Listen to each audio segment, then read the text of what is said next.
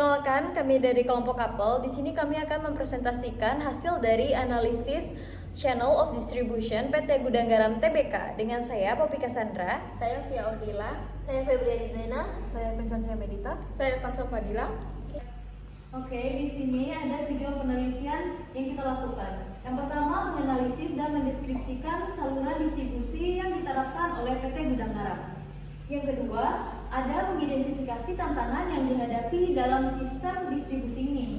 Dan yang ketiga, memberikan rekomendasi perbaikan yang dapat meningkatkan efisiensi dan efektivitas dalam saluran distribusi. Nah, profil perusahaan. PT Gudang Garam Tbk didirikan pada tahun 1958 dan berkantor pusat di Kediri, Jawa Timur. Di sini, dengan pengalaman lebih dari 60 tahun di industri tembakau, perusahaan ini dikenal sebagai produsen rokok ketek terkemuka di Indonesia.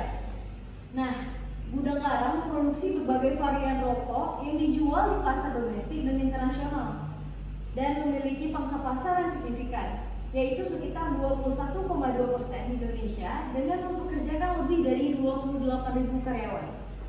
Perusahaan ini tidak hanya berkontribusi pada ekonomi, tetapi juga memberikan lapangan pekerja bagi banyak orang. Berikut ada saluran distribusi utama. Saluran distribusi PT Gudang Garam terbuka menggunakan model distribusi tidak langsung, yang berarti produk tidak dijual secara langsung dari pabrik ke konsumen. Sebagai gantinya, perusahaan mengandalkan PT Sundrama Distrindo sebagai distribusi utama. Model distribusi ini melibatkan jaringan yang luas, yang mencakup 66 kantor area dan 86 stock point, sehingga produk dapat diakses secara efisien di seluruh Indonesia. Berikut adalah untuk saluran distribusinya. Ada PT Gudang Garam terbuka yang disalurkan ke distributor tunggal, ke PT Suryama Distrindo, lalu ke grosiran, lalu ke toko kecil atau minimarket, lalu ke konsumen. Pola distribusi insentif. Gudang Garam menerapkan pada distribusi insentif yang memungkinkan produk tersedia di banyak titik penjualan. Hal ini termasuk minimarket, toko kelontong, dan supermarket.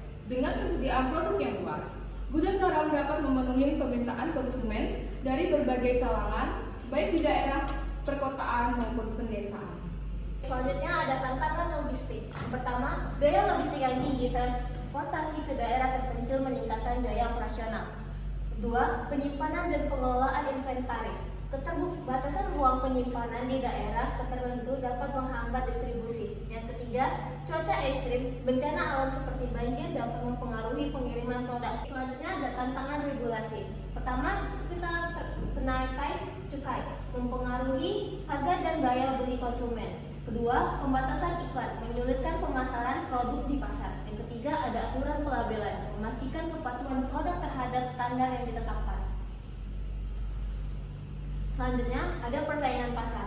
Yang pertama itu ada industri rokok di Indonesia sangat kompetitif dengan banyak pemain besar berusaha untuk meningkatkan pangsa pasar. Beberapa tantangan yang dihadapi Gudang Garam dalam persaingan pasar antara lain ketatnya persaingan dalam pengelolaan grosir dan pengecer, strategi pemasaran yang efektif diperlakukan untuk mempertahankan hubungan baik dengan pengecer. Rekomendasi peningkatan distribusi, penerapan teknologi, menerapkan sistem manajemen rantai pasok yang canggih dan pelacakan real time, diverifikasi jaringan distribusi, kerjasama dengan mitra lokal untuk meningkatkan efisiensi, optimalisasi hubungan, program insentif untuk grosir dan pengeceran agar memprioritaskan produk Gudang Garam. Kesimpulan, PT Gudang Garam Tbk memiliki sistem distribusi yang kompleks dengan berbagai tantangan yang harus dihadapi. Dalam menjaga daya saing di pasar, penting bagi perusahaan untuk menerapkan strategis distribusi yang inovatif dan efisien. Dengan memanfaatkan teknologi dan memperkuat hubungan dengan para perantara distribusi, Gudang Garam dapat meningkatkan efisiensi saluran distribusinya